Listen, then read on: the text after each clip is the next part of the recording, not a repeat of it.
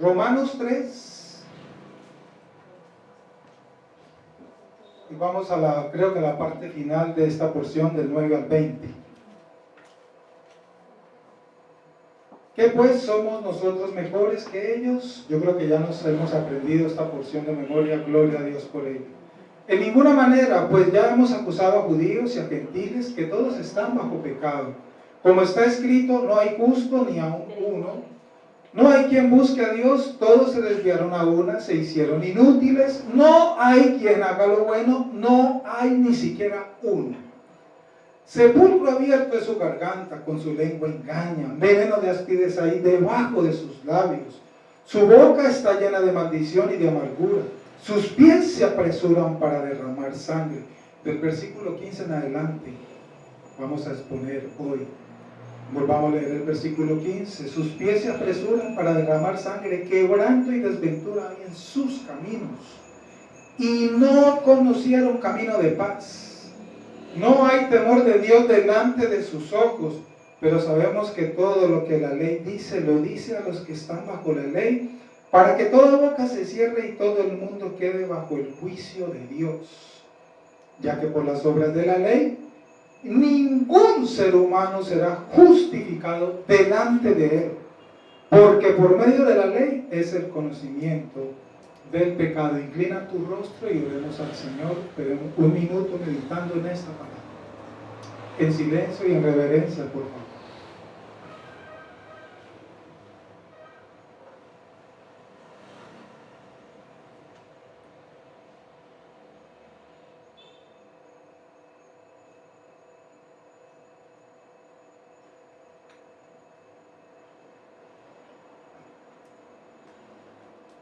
Tu palabra es nuestra fuente de autoridad, Señor. Nos humillamos delante de ella. Aquí estamos, iglesia, siervos de la palabra. Ella es nuestro pan diario, lámpara a nuestros pies, somos sus siervos. Cristo, la palabra de Dios encarnada, el verbo hecho carne. Aquí estamos, Señor, henos aquí. Transfórmanos, corrígenos, Señor, edifícanos y reargúyenos con tu palabra y con tu espíritu, Señor. Queremos ser corregidos, transformados, instruidos y preparados para la buena obra, para darte la gloria y la honra a ti, Señor. Ayúdanos a crecer en santidad para tu gloria. Guía a tu siervo, Señor, en lo que tiene que decir con tu palabra, Señor, para la edificación de este cuerpo, Señor. Ten misericordia de nosotros y perdona nuestros pecados, Señor. Ayúdanos, Señor. Dirígenos en este momento. Danos humildad, sencillez y derriba en nosotros todo argumento necio de autosuficiencia humana, Señor.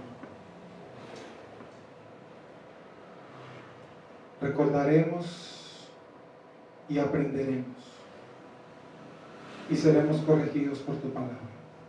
Ayúdanos con el poder de tu Espíritu a guardar este tesoro en nuestro corazón para que demos frutos para la gloria del que murió en la cruz por nosotros, pues a Él es la gloria por siempre y para siempre. Damos gracias al Señor. Amén. Estamos exponiendo el tercer aspecto de esas denuncias que hace Pablo entre los versículos 10 al 17. Y el tercero es la conducta. Ya habíamos expuesto los dos anteriores. El anterior, la conversación. ¿Recuerdan? Hace 8 días, esa porción del profeta Jeremías que nos dejó asombrados a más de uno. Como dicen por ahí, a más de uno nos dejó mudos. Lo que dice claramente el Señor por medio del profeta Jeremías. Hoy vamos a ese tercer aspecto. Esa característica, estas acusaciones tienen que ver con la conducta. El verso 15 al 17 dice: sus pies se apresuran para derramar sangre, quebranto y desventura hay en sus caminos y no conocieron camino de paz. Estamos hablando en el contexto de esta porción del capítulo 3 de la depravación del hombre, una de las doctrinas de la gracia que tanto causa escozor y no gusta a muchas personas, incluyendo a muchos, entre comillas, cristianos, porque el hombre se cree bueno, nos creemos buena gente, como dice el dicho. Dice, claro, el apóstol, ¿no? Sus pies se apresuran para derramar sangre, quebranto y desventura hay en sus caminos y no conocieron camino de paz. ¿Qué quiere decir el apóstol con estas palabras? ¿A qué se refiere? Bueno, primero, tengamos en cuenta los últimos 3 cargos, ¿cierto? En esta acusación formal que el apóstol Pablo está haciendo, se relacionan directamente con esa conducta del hombre natural. El hombre natural. El 11º cargo en especial es que los impíos tienen esa tendencia homicida innata en su ser. Recuerden que el año pasado, cuando se expuso la ley moral de Dios, hablamos de ese mandamiento: no matarás, pecado de homicidio. Ahí está en los archivos de la página de la iglesia, los que no lo han escuchado, para que lo vuelvan a escuchar. Y dice el apóstol, sus pies se apresuran para derramar sangre, dice la versión Reina Valera, no sé cómo diga la que usted tiene allí en sus manos. Sus pies se apresuran para derramar sangre. El evangelista escoge esta porción, estas palabras, para continuar exhortando y tomando esa radiografía, como lo dijimos 8 días, en esa paráfrasis de este predicador escocés, recuerda, del ser humano.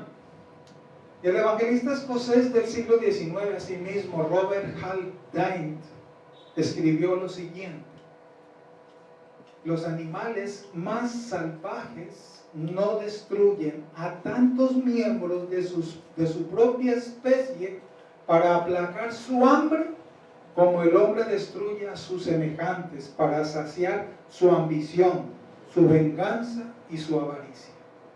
Así escribió este hermano, Robert Haldane, un evangelista escocés. Le repito la frase de este varón: los animales más salvajes no destruyen a tantos miembros de su propia especie para aplacar su hambre, como el hombre destruye a sus propios semejantes para saciar su ambición, su venganza y su avaricia. Hay gente tan mala, hermano. Usted ha escuchado que si le toca matar a su propia familia para conseguir algo, lo hace. Lo hace. La maldad del hombre sobrepasa todo raciocinio, todo entendimiento. Es totalmente un estado que se quedan cortas las palabras para describir lo que el apóstol está precisamente mostrándonos aquí. Uno se queda simplemente mudo viendo las noticias de hoy en día. Y lo más escalofriante que podemos decir es que este tipo de comportamiento del ser humano que describe el apóstol Pablo aquí, una vez más, no lo direccione usted, si lo ha hecho, únicamente al adulto. Este tipo de comportamientos y actitudes al ser humano, sin importar la etapa de su vida, la edad. Porque muchas veces creemos que estos son comportamientos de los adultos. No, mi querido hermano. Desde el momento en que el ser humano nace, ya nace con este tipo de ADN en su ser.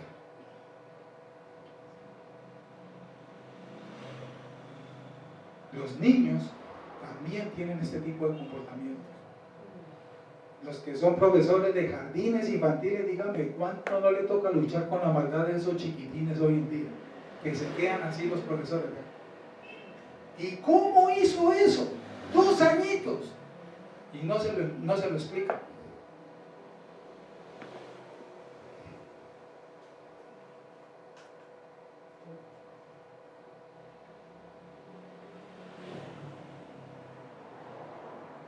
Dios lo anunció desde el comienzo. El 12º cargo de la acusación formal, por lo tanto, y el segundo que se manifiesta en la conducta del hombre descrita por Pablo, es su tendencia destructiva general. Y aquí es donde venimos también y entendemos, por lo tanto, otro de la obra de Dios en el ser humano, que se llama en teología esa gracia común. que es la que tienen todos los seres humanos de la tierra. Y por medio de esa gracia común, ¿cierto?, que Dios tiene en todos los humanos, todos los seres humanos, es que con el poder de su espíritu, porque todos los hombres tienen ello que estamos diciendo, Dios controla esta maldad, esta forma de maldad que hay en el mundo. Si Dios no tuviera el control y no controlara esta maldad que estamos mostrando aquí, que muestra el apóstol Pablo, hace rato nos hubiéramos autodestruido nosotros mismos. Pero Él mismo controla con su soberanía, con el poder de su espíritu, la propia maldad del ser humano. Si no fuera por ello, hace rato que ningún ser humano estaría pisando este planeta. Y el apóstol Pablo dice, quebranto y desventura hay en sus caminos. Quebranto y desventura hay en sus caminos. La manifestación del quebranto y la destrucción arbitrarios se están volviendo cada vez más evidentes en muchos niveles de esta sociedad moderna contemporánea. Y eso lo vemos. Las víctimas de ello lo vemos en los noticieros, por ejemplo, resultan a diario, y es normal, robos, violaciones, después golpes, torturas, asesinatos de todo tipo y en toda forma, muchos de ellos sin ninguna razón, de una brutalidad sin sentido, como lo escribe este evangelista escocés, que ni en los animales se ve eso, en muchas especies animales. Los términos hoy en día se han vuelto tan comunes: niños maltratados, hombres maltratados, esposas maltratadas, se han vuelto tan comunes en estos vocabularios nuestros contemporáneos que ya nos sentamos a ver las noticias y se nos hace raro si no escuchamos una cosa de estas.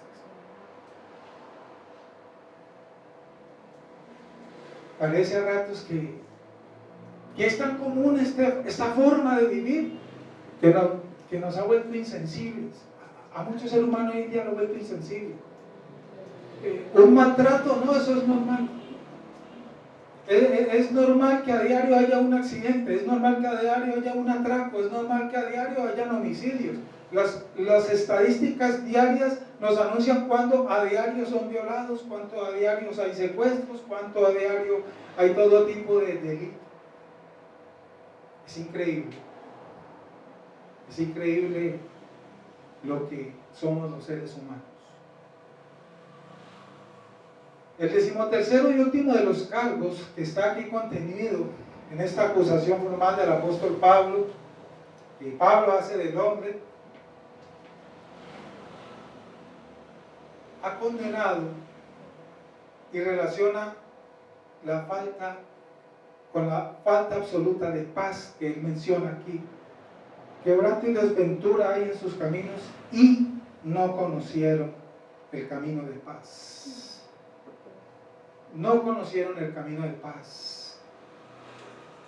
No hay paz para los impíos. No hay paz para este mundo. No hay paz. Permítame, ampliemos un poquito esta parte, y para ello vamos a leer Isaías 57, 21. Isaías 57, 21 dice el profeta: no hay paz, dice mi Dios, para los impíos. El apóstol aquí, y en concordancia con lo que dice Isaías, no está hablando en sí de la falta de paz interior, aunque ciertamente esa es una característica de la persona impía también, la falta de paz interior.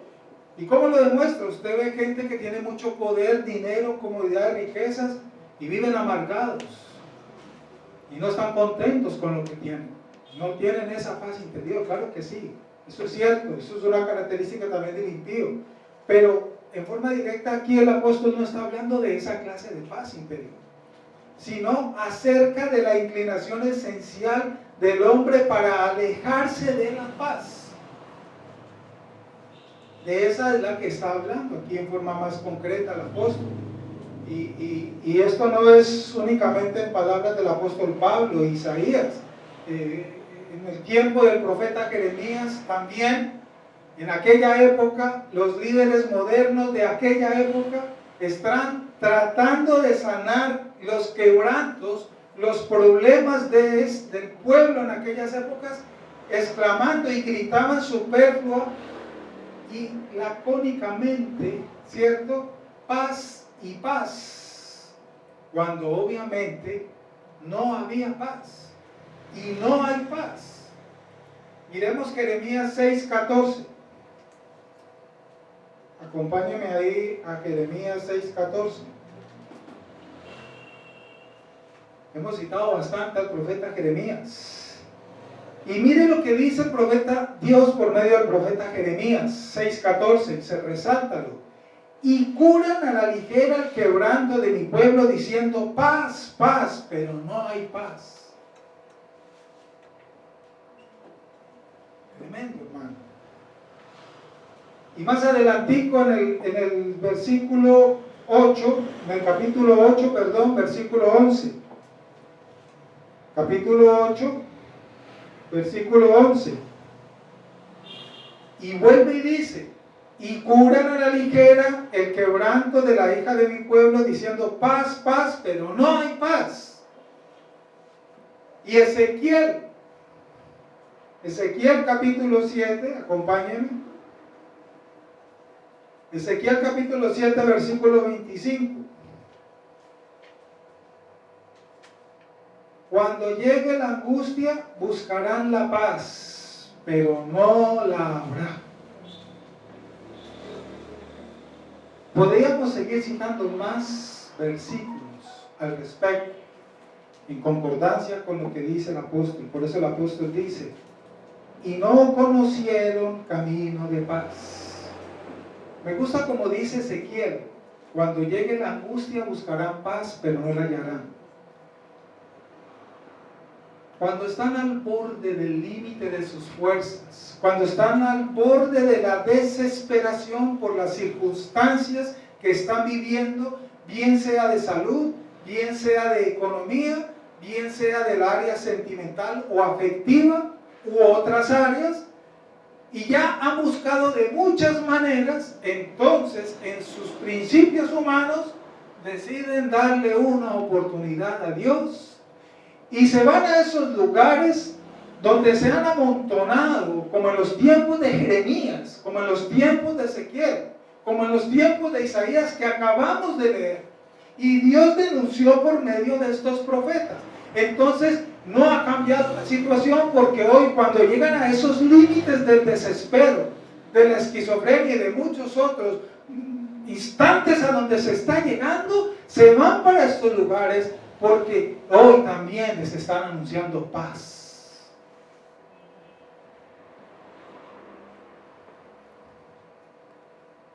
Decretamos paz sobre tu vida.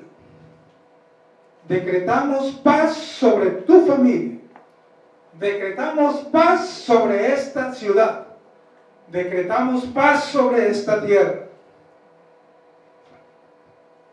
Y vamos como el cangrejo, de para atrás, como dice el dicho colombiano.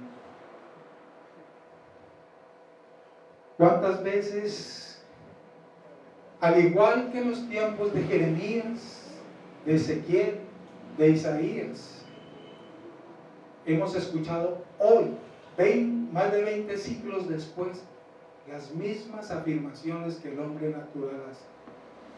Que hay paz. ¿Ha llegado la paz? Vamos de mal en peor.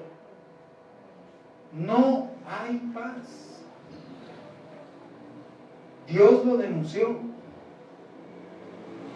Y menos la paz decretada y declarada por el ser humano. Los decretos y declaraciones del ser humano son un cero a la izquierda delante del poderoso que creó el universo. Porque Dios no le hace caso a ningún ser humano. A Dios nadie le da órdenes. A Dios nadie le dice qué tiene que hacer, ni cómo tiene que hacer, ni cuándo lo tiene que hacer. Por eso no hay paz. Y no solamente por eso, sino que la Biblia declara precisamente que no va a haber paz, como lo andan diciendo hoy. Cristo nunca anunció tiempos de refrigerios para los postreros días. Vienen tiempos de refrigerio. Cree. Falso. Jesús nunca dijo eso. Vienen tiempos de abundancia y Dios te va a llevar a ese lugar donde fluye la leche y la miel, y te va a tomar en sus manos y te cuidará y te secará las lágrimas y te llenará de abundancia y te dará eso que tanto has anhelado en tu corazón. Cree. Amén. Y salen contentos y siguen deshonrando a Dios.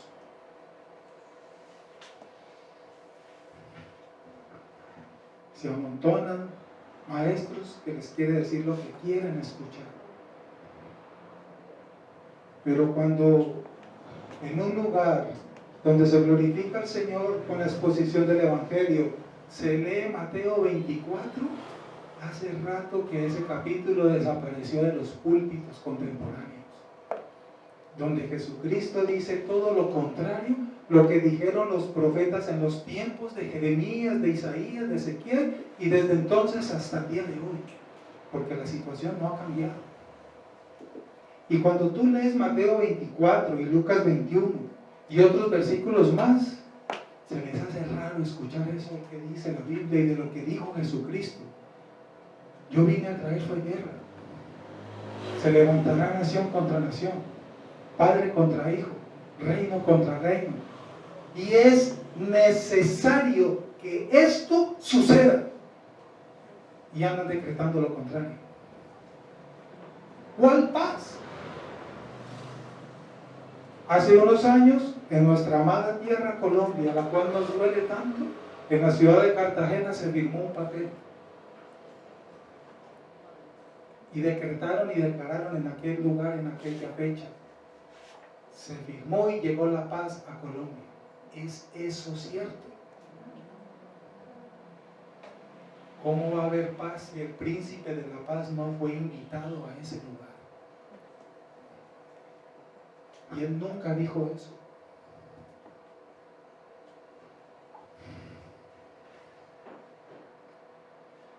La palabra de Dios ofrece abundancia de consejos e instrucciones sobre lo que se requiere para tener paz. Sí.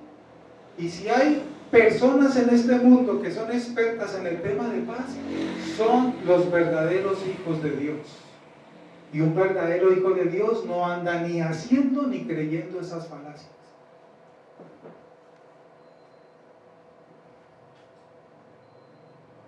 Recuerde esto, la palabra de Dios es un hecho que ofrece abundancia de consejos e instrucciones sobre lo que se requiere para tener paz.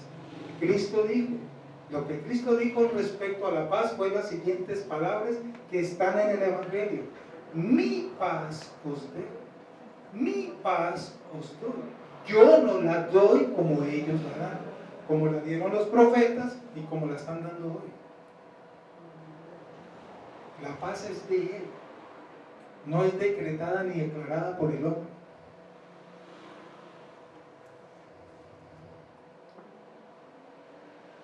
Las Escrituras aclaran que la paz nunca, nunca, nunca será predominante en la sociedad humana contemporánea.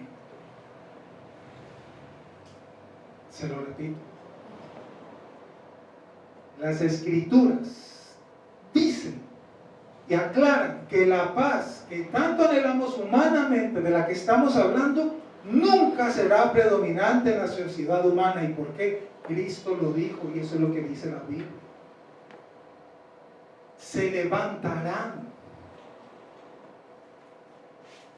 Y habla de todo eso. Lea Mateo 24. Y Cristo dice, y es necesario que esto suceda. Si es necesario, ¿por qué andan diciéndole a Cristo que no? Y que ellos son los que decretan y declaran lo contrario. ¿Me hago entender?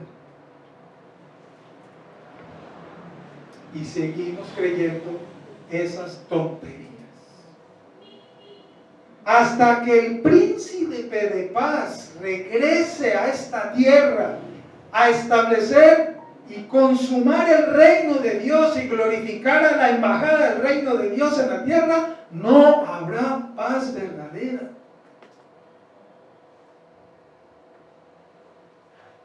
Él lo dijo. Hasta que el príncipe de paz regrese a establecer a la consumación del reino, no habrá paz verdadera en la tierra. Y si hoy la situación está mala, mañana será peor. Peor será mañana. Por eso es que el justo por la fe vivirá. Por fe es que vivimos. Es por eso.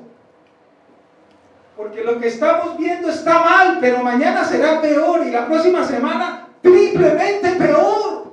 Pero Él dijo que iba a volver y que cuando Él venga dará el castigo a los impíos, a los hacedores de maldad, a los que odian a Dios recibirán su pago, porque Él es quien cobrará venganza y juzgará todas las acciones de los hombres y establecerá, consumará su reino aquí en la tierra, y ellos serán echados a ese lugar de tormento eterno y veremos un cielo nuevo y una tierra nueva, y Él enjugará toda lágrima y habrá paz cuando Él regrese, no antes.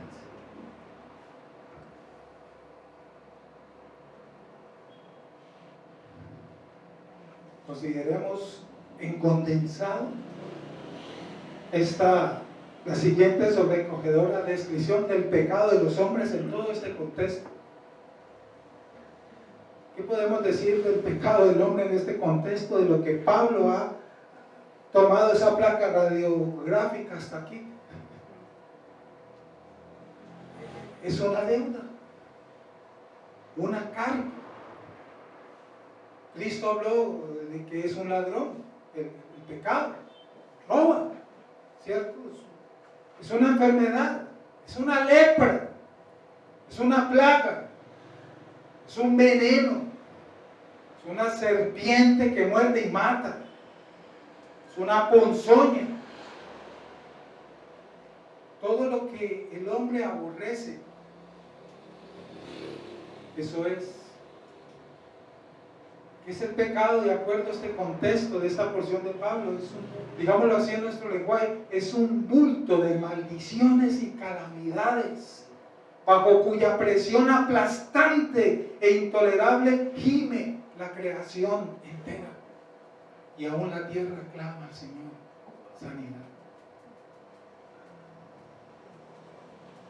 Esto solo lo entiende realmente aquel en quien se cumple Juan capítulo 3. Tú le puedes hablar de esto a cualquier cantidad, tanto de religiosos de cualquier religión, como a cristianos contemporáneos que están lejos de la Biblia y nunca te lo van a entender. Porque el Dios que ellos quieren entender, aceptar y concebir, no es el Dios que revela la Biblia. Entender el Dios que revela el Evangelio de Cristo es una obra sobrenatural que solo hace el Espíritu Santo en los verdaderos escogidos de Dios, no más. No más.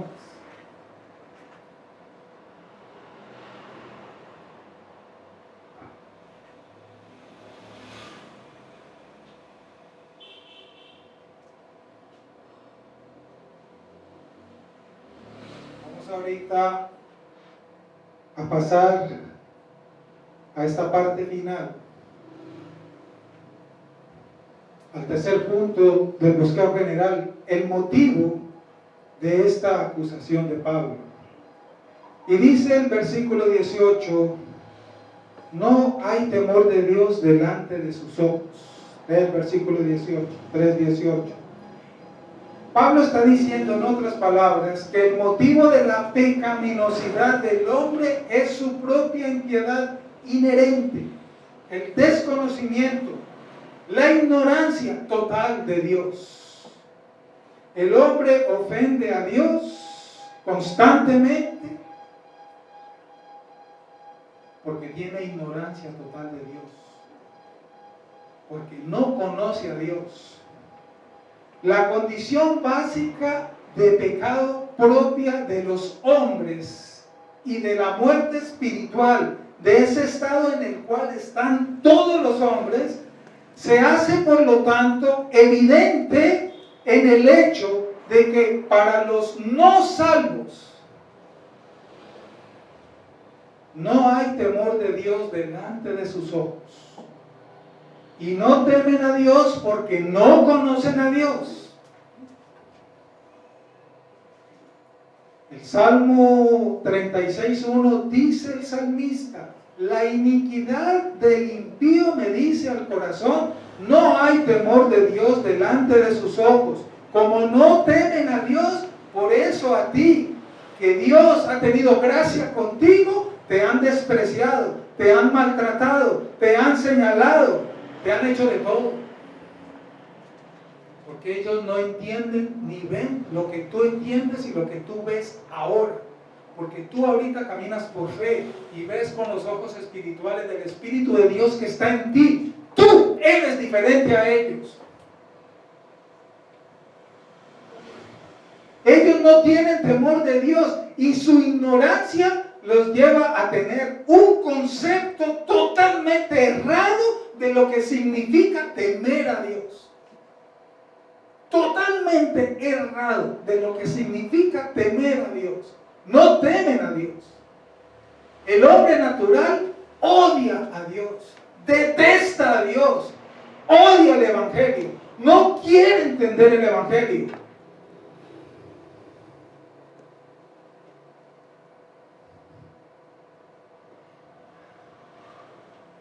Sea quien sea esa persona, ojo mis amados hermanos, ¿tu hijo es cristiano?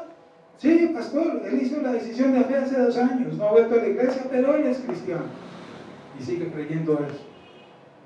¿Tu familia es cristiana? Bueno, mi mamá no va a la iglesia, pero tiene la mesa llena de ángeles, va a la misa, reza el rosario todos los días, y así cualquier otra religión, ¿no?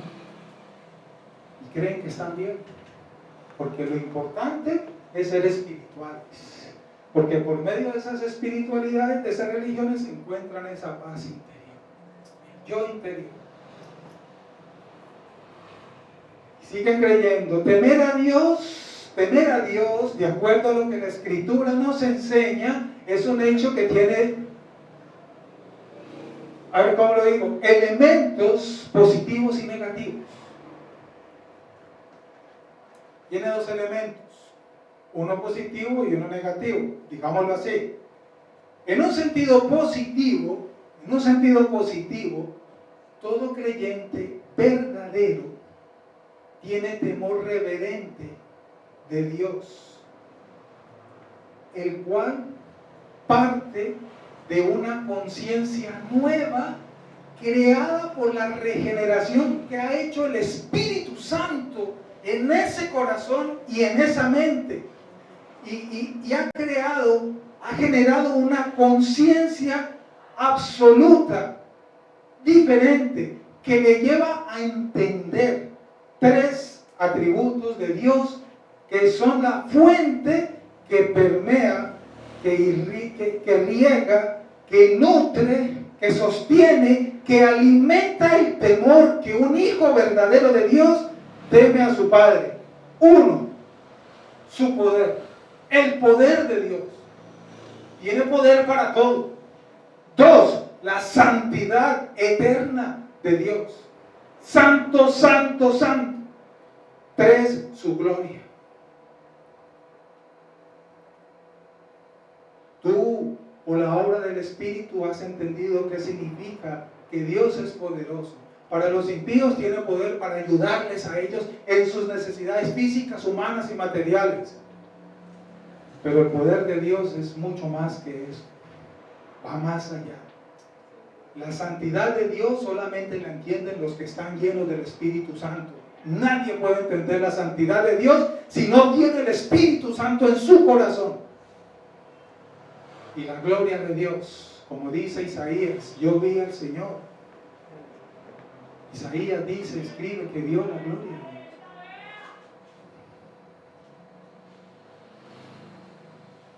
y el Señor sentado en su gloria. La adoración verdadera, por lo tanto, siempre incluye esa clase de temor al Señor.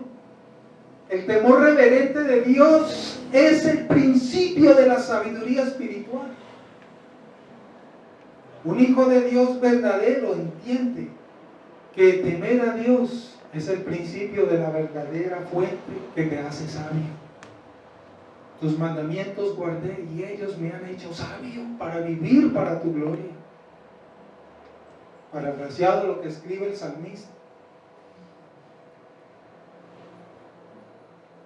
Y eso también lo dijo muchas personas del Antiguo Testamento. Esa clase de temor, como lo estamos diciendo, es un elemento necesario para conducir a cada persona a la salvación. Si este temor no está en ti, el que estamos describiendo, el lado positivo, tú debes temer a Dios, pero como lo estamos mostrando en este instante, es que tú puedes caminar por la salvación que Dios te ha dado. En el momento en que tú pierdas ese temor, te apartas de ese camino. Pero mantenerte allí es una obra que aún el Espíritu Santo hace, lo que hemos entendido como la doctrina de la preservación. Perseverar en eso es algo inclusive que Él nos lo da. Ahora yo no puedo sentarme a esperar, entonces Señor dámelo porque tú sabes que si me aparto no es culpa mía. No, eso sería responsabilidad tuya, porque al mismo tiempo la salvación que nos enseña la teología reformada, que es bíblica, es de Dios. Pero nos delega una responsabilidad a nosotros, porque somos nosotros los que tenemos que dejar de pecar, crecer en santidad, etc. Tenemos que cumplir una responsabilidad. Él nos empodera, pero somos responsables. Tú debes venir a la iglesia, tú debes orar la palabra, tú debes leer la escritura, tú debes orar, tú debes reconocer tus faltas, etc. Él te empodera para ello, con el poder de su Espíritu, la palabra y la oración. Pero tú tienes que hacer la tarea.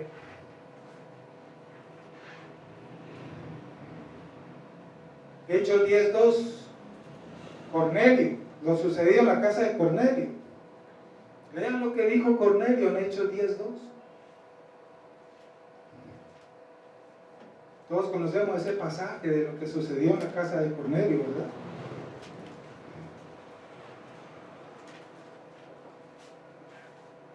¿Quién era Cornelio? Hechos 10:2 dice, hombre piadoso y temeroso, Elohim, temeroso de Dios con toda su casa, y que hacía muchas limosnas al pueblo y oraba a Dios siempre. Tú tienes que vivir en un temor constante a Dios, pero con el lado positivo que estamos hablando aquí. No estamos hablando de un temor terrorífico que te produce cuando ves una película de Hollywood. No estamos hablando de ese temor. Eso es terror. No estamos hablando de eso. Que no te deja dormir porque viste la película. No estamos hablando de eso. Y el aspecto negativo. El aspecto negativo del temor de Dios tiene que ver, digámoslo así, seamos sabios para entender las palabras que voy a compartir. El aspecto negativo del temor de Dios tiene que ver con el miedo, es un hecho a eso que se avecina, que Dios anuncia en la Escritura, el castigo que va a recibir el impío. Ahí sí usemos la palabra terror, ahí sí usémosla, pero ya en ese sentido, ¿cierto? Tiene que ver con el miedo y ese terror de lo que se va a venir, de lo que está anunciado. Incluso los creyentes deberían tener cierta medida de esta clase de temor. Si tú has entendido lo que se avecina para los impíos, esto es lo que estamos diciendo. Uy, Señor, gracias, se queda corto para manifestar al Señor lo que no voy a recibir. Eso es gracia, no recibir lo que merezco. Misericordia, recibir lo que no merezco. Esa es la diferencia entre gracia y misericordia.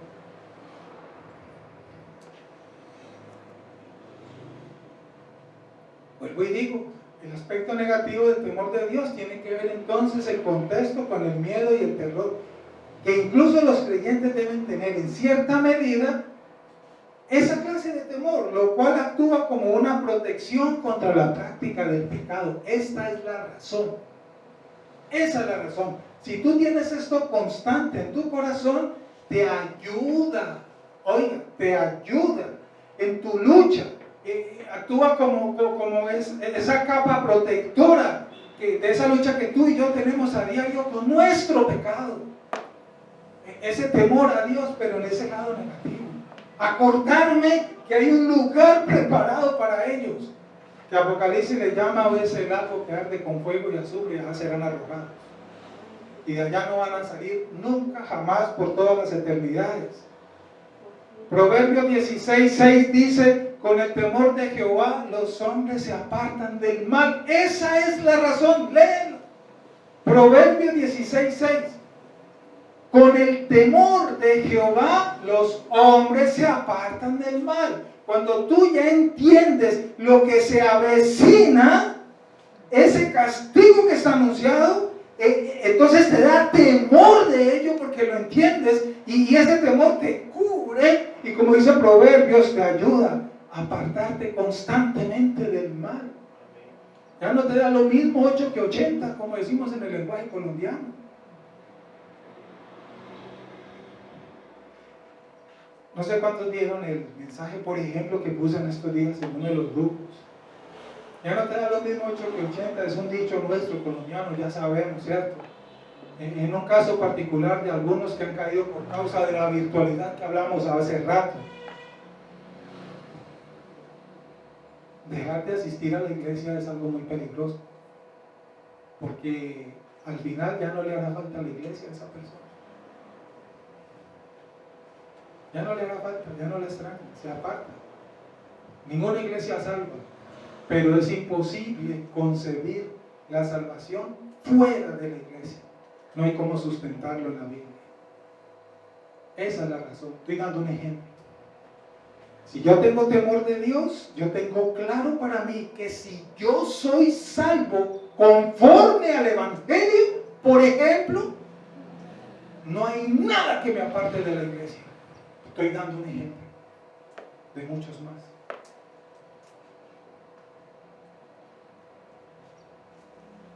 Muchos más ejemplos podríamos dar, a qué nos estamos refiriendo. No lo olvides, Proverbios 16:6. Con el temor de Jehová, los hombres se apartan del mal. Bien claro lo que dice el proverbista. ¿Qué más podemos decir acerca de estas palabras aquí el apóstol Pablo? Lo ideal es que los cristianos entonces vivieran vidas santas, motivadas por su amor a Dios, ¿verdad?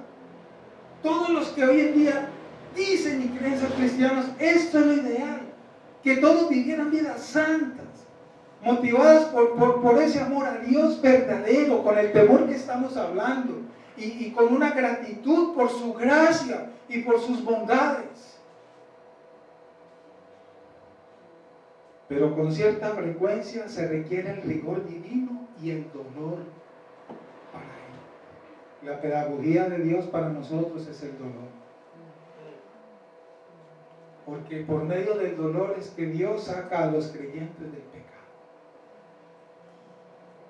A Cristo le costó dolor en su carne nuestra salvación. ¿Y usted cree que eso es gratis? Si Él dijo, el que quiera ser mi discípulo y el que quiera venir en pos de mí, coja una cruz y sígame. Cristianismo bíblico sin cruz no es cristianismo. La queremos toda así. Bájese de esa nube. Eso no es cristianismo bíblico. Si usted no está cargando una cruz, usted está engañado, hermano.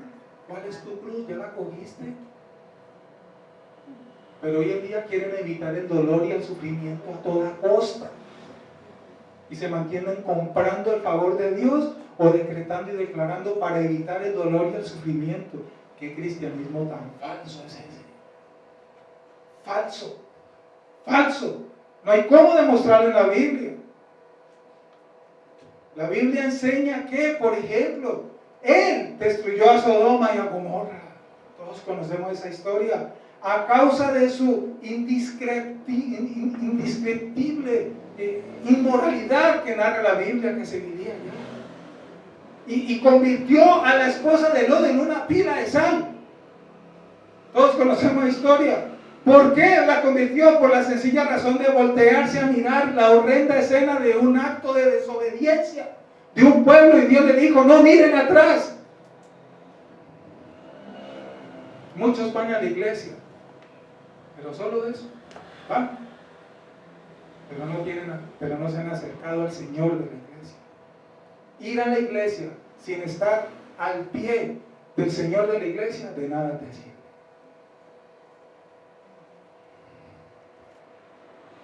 A causa de su maldad pertinaz, ¿cierto? Dios destruyó la raza humana entera por medio del diluvio, salvando solamente a 8 personas, únicamente. Hizo ahogar a todo el ejército egipcio también, cuando trató de capturar a sus hijos y llevarlos de vuelta a la esclavitud allá en Egipto. El Señor ordenó también a Moisés que se encargara de hacer que los levitas pasaran a filo de espada a unos 3,000 hombres israelitas que habían erigido y adorado un becerro de oro, mientras Moisés estaba en la montaña recibiendo la ley de Dios para su pueblo. Todo eso lo hizo Dios. Pero ese Dios no lo quieren oír. Yo no creo que Dios sea, no es lo que usted crea, es lo que dice la Biblia. Lo que usted crea, ¿cómo le va a decir a esa persona que le siga comentando eso? Sea quien sea tu esposo, tu hijo, tu amigo, quien sea, lo que usted crea, papito, es un cero a la izquierda. La Biblia dice esto y punto. Una hermana de aquí de la iglesia, no digo su nombre por ética, me dijo en estos días charlando con ella: pastor, yo le dije a mi esposo en estos días: usted es un impío, mi amor, y lo amo mucho, pero usted es un impío, y si usted no se arrepiente se va para el infierno. Así se lo dijo el esposo. Y era verdad. Le dijo la verdad en la cara. Pero como es el esposo o es mi hijo, ay, no, él hay veces me oye, él hay veces ora. No se sigue engañando. Tibios no existen delante del Señor. O somos fríos o somos calientes. Punto. Sencillito y sin dolor, como decían los abuelos. Recuerden también, la Biblia nos dice, en cierta ocasión un grupo de judíos le preguntó a Jesús por qué Dios había permitido que Pilato matara a algunos galileos y mezclara su sangre con los sacrificios, y por qué murieron 18 personas cuando una torre de Siloé se derrumbó sobre ellos, sobre ella, ¿cierto? Cristo contestó que esas personas no habían muerto debido a que fueran peores que otras. Tenemos tendencia a creer eso. Y luego procedió a advertirle a sus interrogantes, Cristo, eso está en Lucas 13: si no os arrepentís, todos perecerán iguales que ellos. No es que Dios hizo eso porque es que ellos eran peores que otros. No. Cristo no les dijo: ustedes estaban equivocados. Si ustedes no se arrepienten, perecerán igual que ellos. Eso está en Lucas 13 para que lo leas, esto si no lo habían leído. Bien interesante esa porción ahí del Evangelio de Lucas. Robert Halner dijo a sí mismo: resulta increíble que los hombres, al tiempo que reconocen la existencia de Dios, actúen sin temor alguno por desagradarle. Sin embargo, este es el carácter de ellos. Tienen temor de un gusano de la tierra, que es lo que son ellos mismos, pero consideran al Altísimo. ¿Entiende lo que dijo Robert Halmer? Ven un gusano y le tienen temor, pero no tienen temor de Dios. Los hombres no temen, no aman el carácter de Dios porque no le rinden la veneración que le es debida. No respetan su autoridad, violan la autoridad de Dios. Esa es la condición de la naturaleza humana, mientras el corazón no sea cambiado. Si Dios no cambia el corazón de las personas que describe aquí como ejemplo Robert Halne, si Dios no cambia ese corazón, que todos los corazones tienen esa actitud y comportamiento, no hay nada que hacer en el ser humano. No hay nada que hacer. Es Dios quien obra eso. Entonces, como es Dios, pastor, pues que se sienten a esperar a ver si Dios los va a cambiar. La Biblia no dice eso en ninguna parte. Como lo vimos en estos días, lo explicamos en nuestra reunión de oración. Y lo hemos dicho muchas veces. Yo sigo orando por mi familia que no conoce al Señor. Y mientras yo viva, lo estaré haciendo. Eso debes hacer tú, porque usted no sabe cuál es la respuesta de Dios. En estos momentos están apartados y van perdidos, sí, pero yo seguiré orando, Dios verá. Sin darle órdenes a Dios, porque si lo haces estás actuando insolentemente y ofendes a Dios. No es dándole órdenes a Dios, porque Dios no hará tu voluntad y Dios no va a hacer lo que usted le pida. Bájese de esa nube. Dios no hace la voluntad de ningún hombre, Dios hace su santa voluntad. No oramos para que Dios nos dé lo que le pidamos en oración. Oramos para amar a Dios, demostrarle que le amamos, que dependemos de Él y que nos sometemos a su voluntad. Y que si Él nos quiere dar lo que le pedimos, amén. Y si no nos lo quiere dar, amén también. Así de sencillo. Cuarto, el veredicto para terminar esta porción. Versículos 19 y 20 de Romanos 3. Pero sabemos que todo lo que la ley dice, lo dice a los que están bajo la ley, para que toda boca se cierre y todo el mundo quede bajo el juicio de Dios. 20. Ya que por las obras de la ley ningún ser humano será justificado delante de Él, porque por medio de la ley es el conocimiento del pecado. Aquí Pablo declara el veredicto de Dios, en otras palabras, y de las muchas maneras en que Dios manifiesta su veredicto a esta humanidad. Pablo declara el veredicto de Dios sobre esta humanidad caída y no arrepentida. Pero sabemos, dice Pablo, así comienza la Reina Valera, no sé cómo comienza la versión que usted tiene. Pero sabemos se refiere a un conocimiento que es cierto y completo y que no admite discusión alguna. Por eso Pablo dice, pero sabemos, Dios nos lo ha revelado, aquí está escrito. Que todo lo que la ley dice, cuando Pablo dice esa frase es una declaración, y esa declaración no permite excepción alguna. Todo ser humano no redimido, sea judío o sea gentil, está bajo la ley de Dios y se encuentra bajo el juicio de Dios y está en graves problemas si no ha sido unido a Cristo. Así de sencillito. Está en graves y serios problemas quien no ha sido unido a Cristo, porque está bajo la ley de Dios. Y estar bajo la ley es estar condenado a muerte. Es mejor estar en Cristo, porque Cristo da gracia, vida y perdón.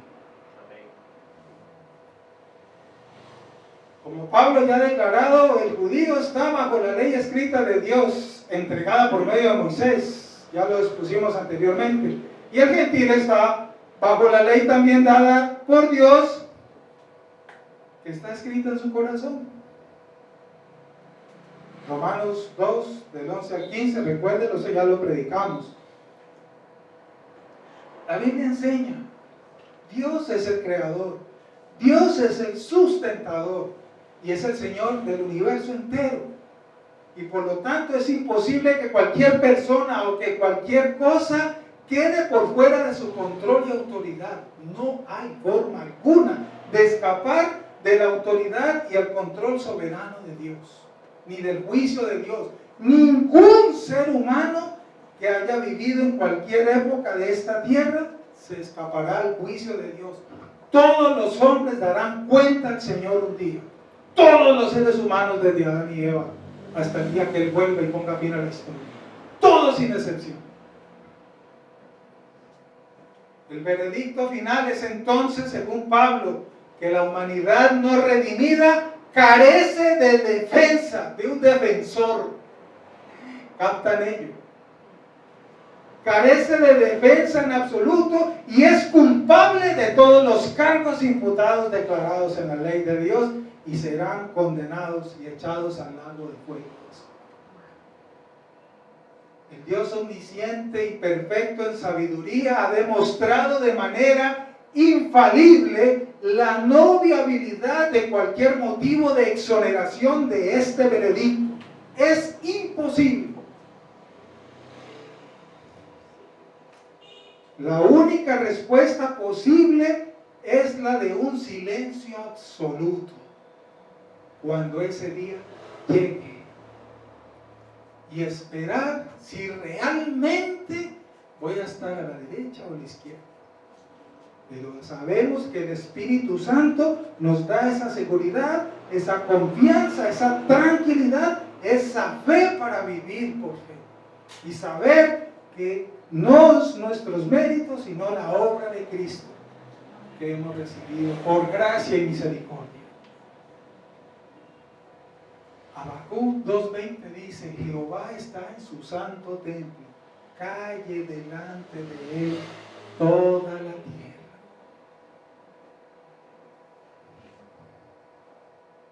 La anticipación al argumento de que podrían existir quizás unas cuantas personas con un celo excepcional. Mi abuelita no era cristiana, pero tenía un celo por Dios. ¿Cómo así? No es posible que personas con un celo excepcional que puedan vivir a la altura del estándar perfecto de la ley de Dios, no existen. No existe nadie quien pueda cubrir el estándar de Dios, solamente Cristo lo hizo.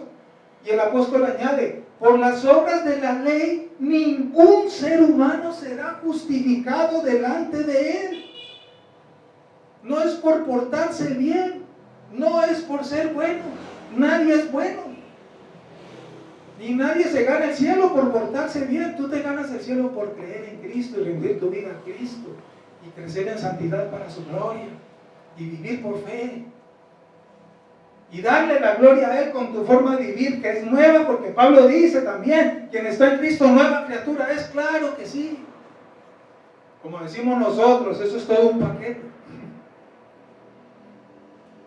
Pablo lo dice: ningún ser humano será justificado delante de Él por las obras de la ley. No hay salvación por medio de guardar la ley de Dios. No, procuramos guardar la ley de Dios para demostrarle nuestro amor y agradecimiento y glorificarle a Él por medio de una vida distinta, para que los que están afuera, que están perdidos, vean la gloria de Cristo en tu vida, que es distinta a la de ellos mismos. Y por eso es que te tienen que decir cada rato: usted es distinto. Usted no es como yo ni como ellos. Te tienen que decir eso. Si no te lo dicen, estás mal. Si no te lo han dicho, estás grave. Tú tienes que ser distinto. Tu propio hijo te lo tiene que decir. Tus amigos, tu esposo, tu esposa.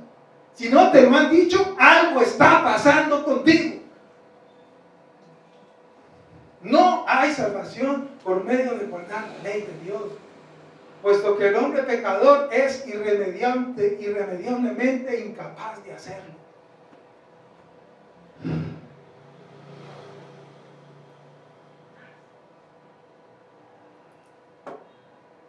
Ningún hombre natural tiene ni la capacidad ni la inclinación en sí mismo para obedecer perfectamente a Dios. Solo Cristo. Por eso es que de Él y para Él es la gloria. Mi vida perfecta está escondida en Cristo. Él me la dio a mí. Y mi vida llena de maldad, yo se la entregué a Él. Maravilloso intercambio. Por medio de la gracia de Dios que actúa a través del sacrificio de su Hijo, la salvación y la vida eterna es que son posibles. Solamente. Esta es una verdad revelada en el Evangelio. Ya termino con la siguiente frase para que oremos.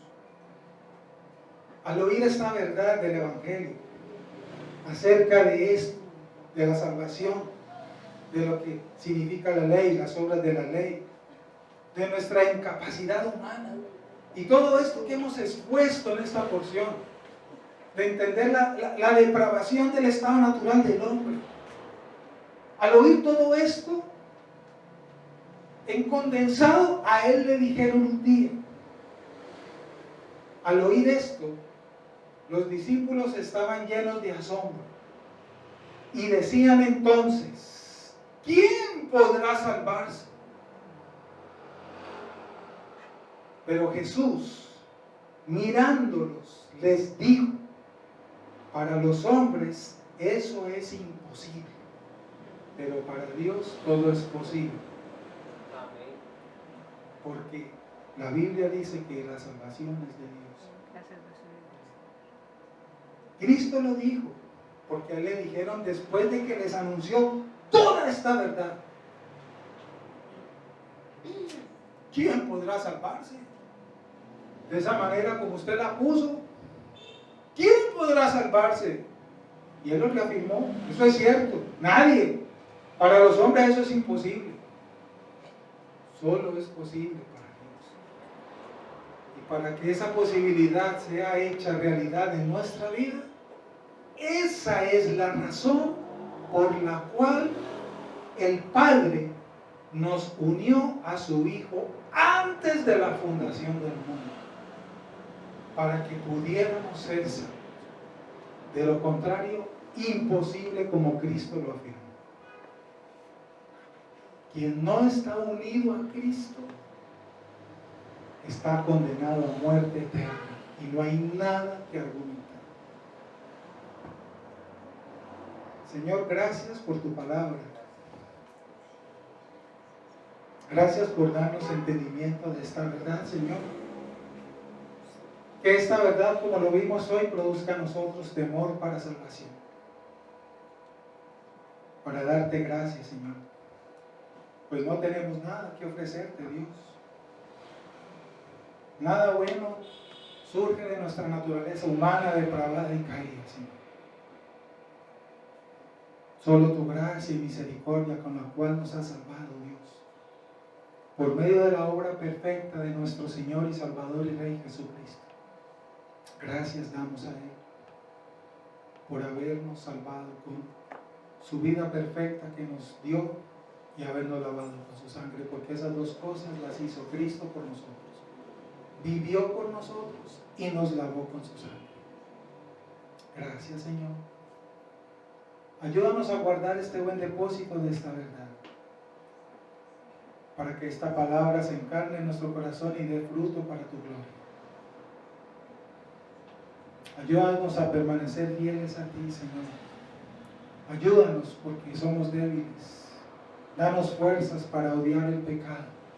Danos fuerzas para luchar con nuestro pecado. Danos fuerzas para luchar con nuestras debilidades, Señor. Tú las conoces.